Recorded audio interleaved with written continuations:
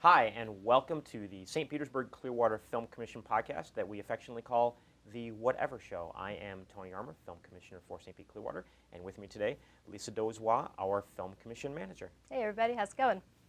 So we just want to give you a little bit of information about kind of the comings and goings and what's happening in the film world here in St. Pete-Clearwater. It is the end of June, beginning of July now, and there's some very good things happening. We've got a couple of independent feature films that are coming to the area. One is called Celebrity Crush, and it stars the former child actor who was in the original Poltergeist in 1982, the kid that gets eaten by a tree. And he has gone on to have a career sort of outside of acting in the industry, where he's a writer, producer, director, and done a lot of things like that. But now he has written and is going to direct and will star in this first film called Celebrity Crush, the first film he's done in 30 years.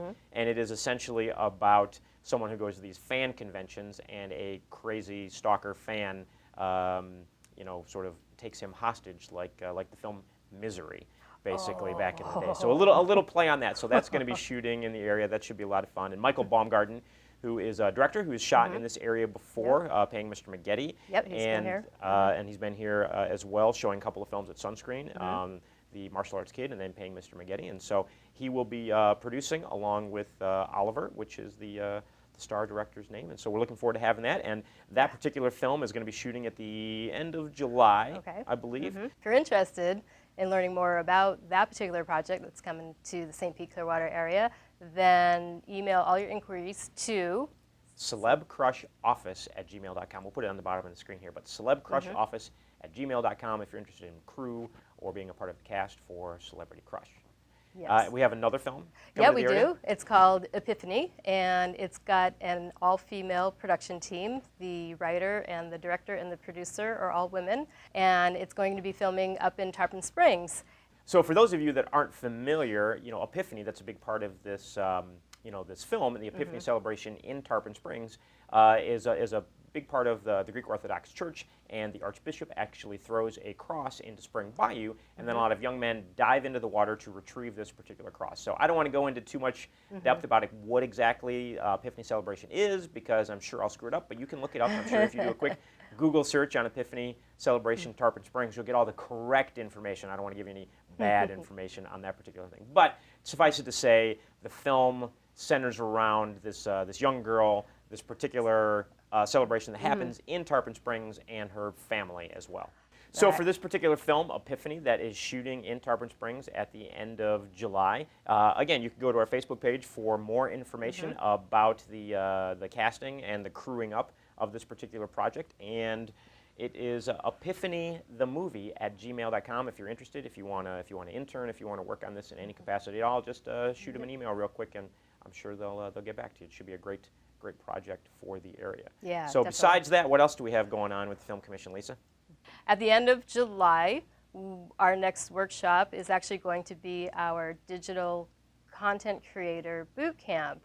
And for those of you who may not know, that's a program that we are emulating. We're modeling it after the YouTube Spaces model, where we can offer free production space to the participants who go through this day-long training program to learn more about building up their audiences and making better content and using the right thumbnails and monetizing their YouTube channels. So the digital content creator program that Lisa is talking about, this is something new that we started about a year and a half ago or something like that, where we're essentially modeling this on the YouTube Spaces. And if you don't know, you're watching this on YouTube right now, YouTube does these really cool things where they have YouTube Spaces that if you have a certain number of creators in New York or Los Angeles, Tokyo, Berlin, Sao Paulo, Tokyo, which I said Tokyo twice, London, but that's okay, Mumbai. London. You can use their spaces for free, and they provide cameras and equipment and lights and then the studio facilities. So we're doing something similar like that with having these workshops for creators, with providing studio space for creators. And as a part of that, we have this digital content creator boot camp. You go through the boot camp, and then you're able to use these spaces. So we have another one coming up at the end of July. Yeah, we do. And we have information on the homepage of our website. and it's in our blog. And if you just read through the information on that blog, at the bottom there's a link to apply. So get your applications in, because the cutoff date will be sometime near the end of June. And then we're going to look over all those applications and then invite a couple people to participate in the boot camp. And one of the production studios in the area that you'll be able to use after the boot camp is right here at Suite 4K Studios, also Lightwave Studios, Blue Water Media. Yep. And we're looking at expanding to a couple of others as well. Yep. So that's exciting. Absolutely.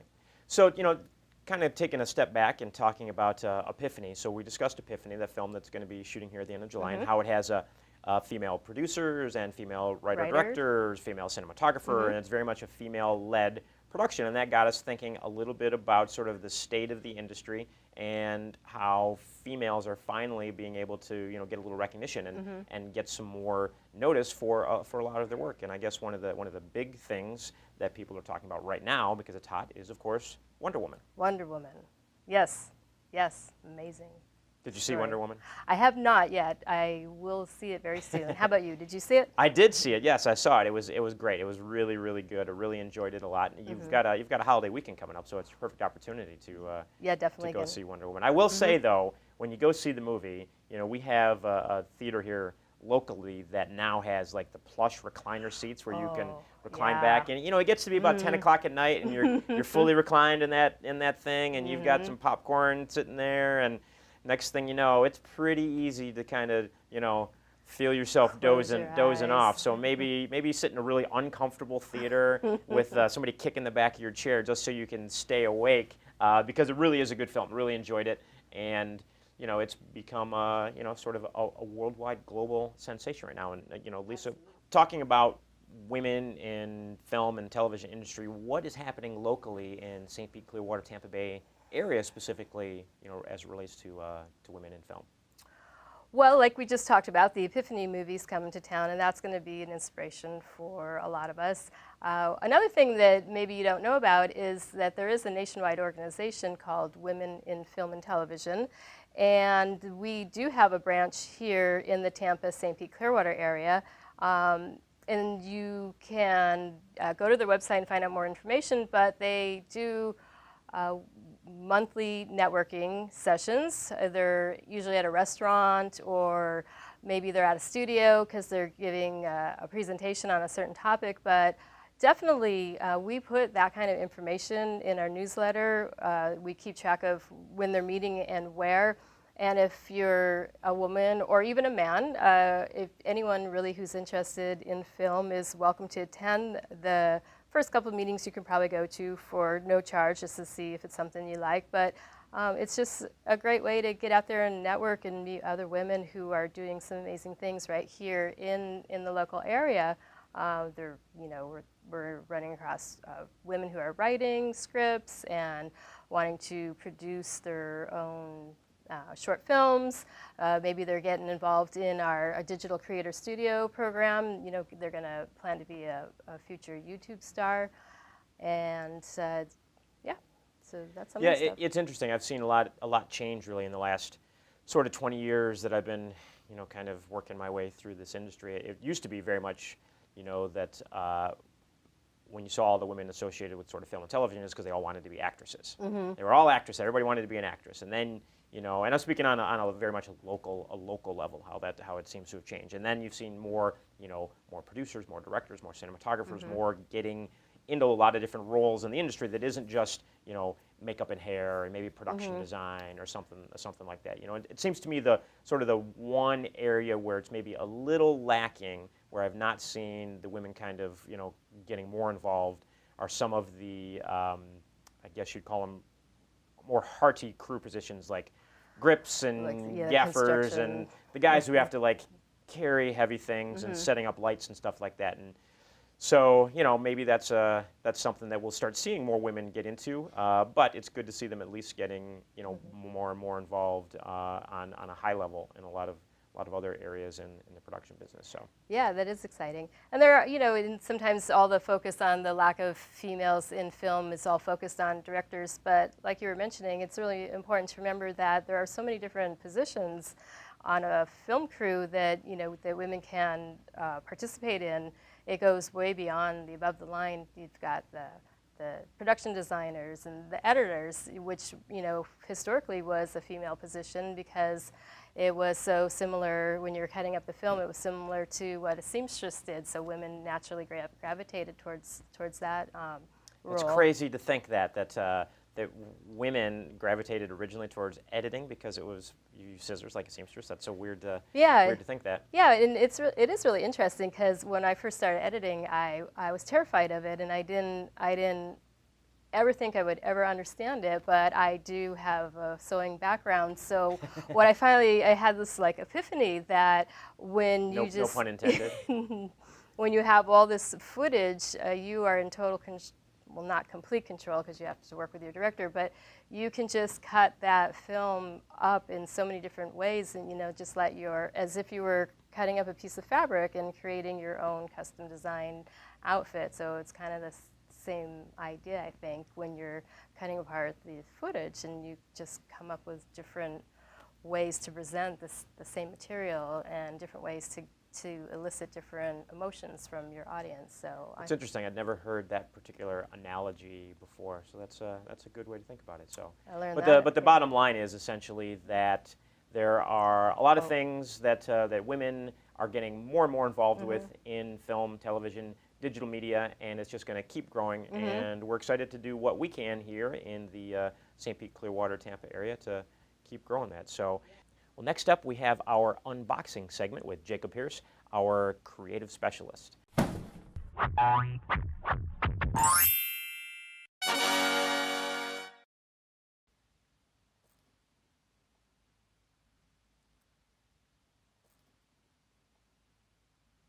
Oh, hey, didn't see you there.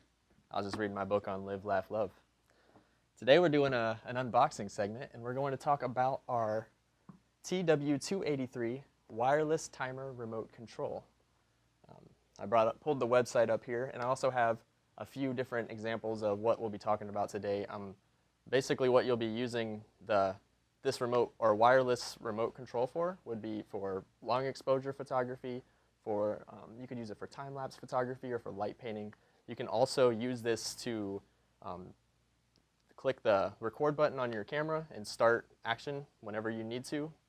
And you don't have to necessarily be right next to your camera. So it's a really cool tool that's really inexpensive. I think it doesn't say a price here, but I think I bought this for about $30. So it's really, really inexpensive, and it's going to save you a lot of time if you're shooting a lot of times on a tripod or away from your camera where you're not going to be right next to it. So a few examples of what you could use this for, which can really, really enhance your photography experience if you're doing long exposure. We have a few examples here of long exposure. Here you can, obviously if you've ever shot long exposure photography before, if you don't have a wireless remote or a remote period that is wired or wireless, you have to click the shutter button on the camera. And when you do that, if you have it on a tripod, sometimes you'll get a little bit of a shake, and that causes the image to blur. So to have something like this is going to be a huge tool and a huge resource for somebody that's trying to capture images like this and create art or do it professionally or commercially. It's going to really enhance the quality of your image. So this one it's really easy to set up as well. So let me go ahead and go over that for you. So pretty much bought this, unboxed it. It comes in 3 pieces. You have a cable here. You have the receiver here on the top of your camera that just plugs right into the hot shoe mount, and then you also have your wireless remote here. So I pretty much just turned it on. It says on the display here channel 1, so you can see here on the top of the remote, also here on the top of the receiver. They're both set to a channel, and then just as simple as plugging it in and buying batteries for it, you pretty much just hit the button here, and you can hear some images being captured immediately on the camera. And another cool thing about this too, you can just flip your camera over to record mode. I had to change the settings in my camera, so look into that. Let me see which settings they were.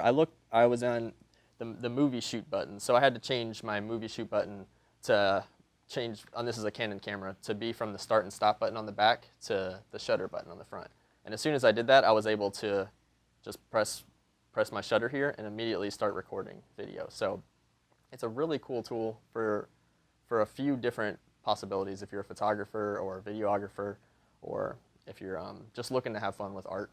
You can use this for multiple purposes. So another cool thing that you can use it for is light painting, which is this other tab that we have clicked over here.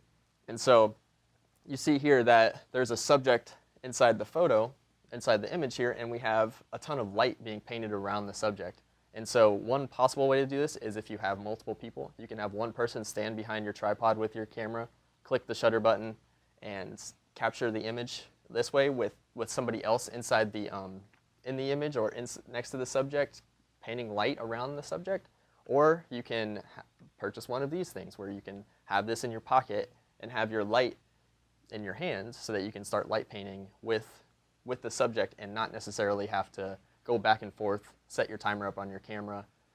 You can just immediately capture the image just like this, just by the click of a button. And obviously you would have it set up to do long exposure, so you would click this one time and then it would keep the shutter open for however the allotted period of time. Another cool thing that I noticed too while I was shooting with this is that if you set the timer up on your camera for a 2-second timer, it shows you a little red flashing light on the front of the camera, so you kind of have an idea that you pushed the button. So yesterday I was standing pretty far away from my camera, so I wasn't able to see whether or not I wasn't able to hear whether or not the camera was actually the shutter was opening or not. And so if I turned on the timer, I could give myself a 2-second head start, and then I was able to see exactly what was going on with the camera, and that I was actually taking the picture. So it's a really cool tool to get. It's really inexpensive. Definitely something that you should look into. You can create some really cool things with it. So, all right, thank you so much for checking us out today. Next time we're actually going to do a light painting tutorial. So we'll give you a little bit more tips and tricks on how to actually do some light painting yourself. We'll do a video of it, and then we'll show you the finished product. It's going to be really cool. So tune in next time. All right, thank you. Back to you, Lisa and Tony. I think that probably about wraps it up for us today. Okay. If you have any comments or questions, please put it in the comment section here on the YouTube channel. Like and share and subscribe to our channel. So thanks again, and we'll see you next time here on the Whatever Show. All right. Bye bye.